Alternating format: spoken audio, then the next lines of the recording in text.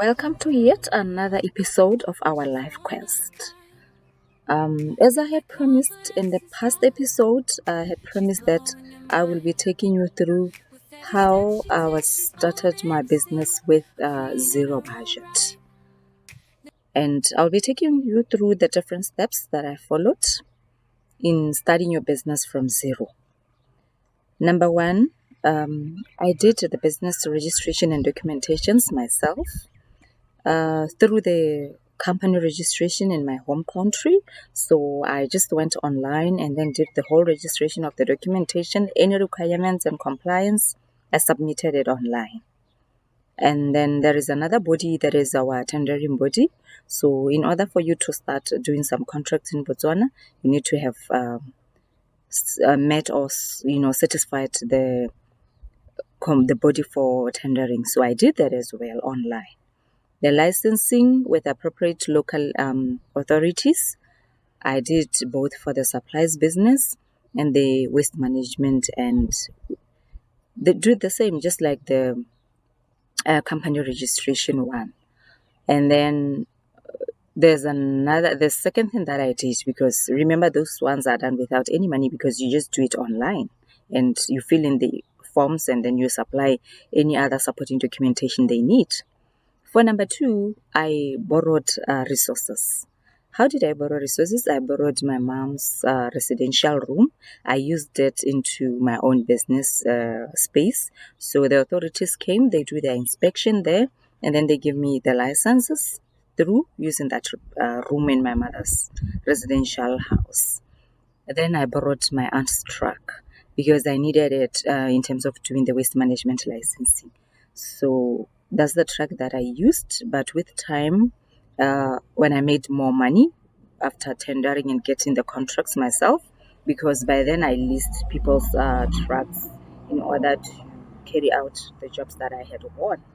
So I bought myself a truck through that.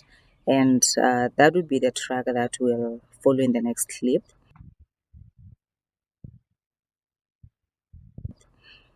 Yes, and then number three, it's networking. And even today, I'm still doing the same thing, networking.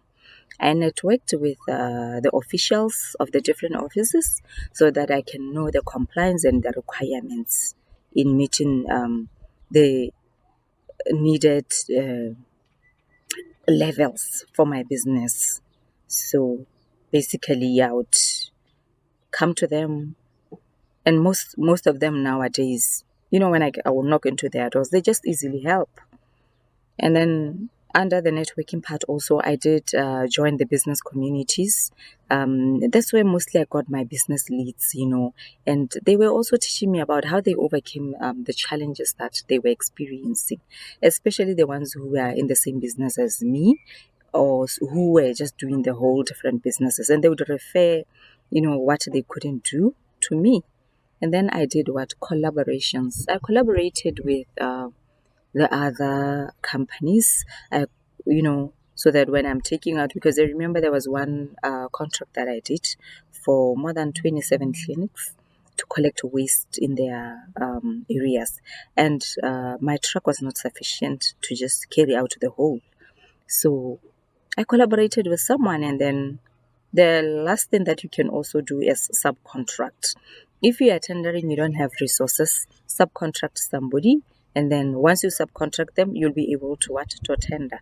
So those are the things that ended up making me start my business from zero budget.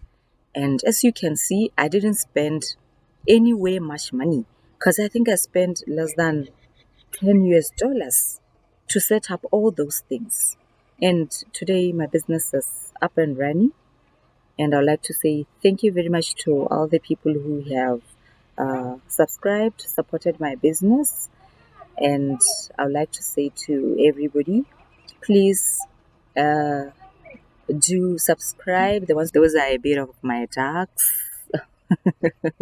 I guess we're having some noise at the back. And please, till we meet again, do subscribe, join us, and ensure that you don't miss out on the other episode to come.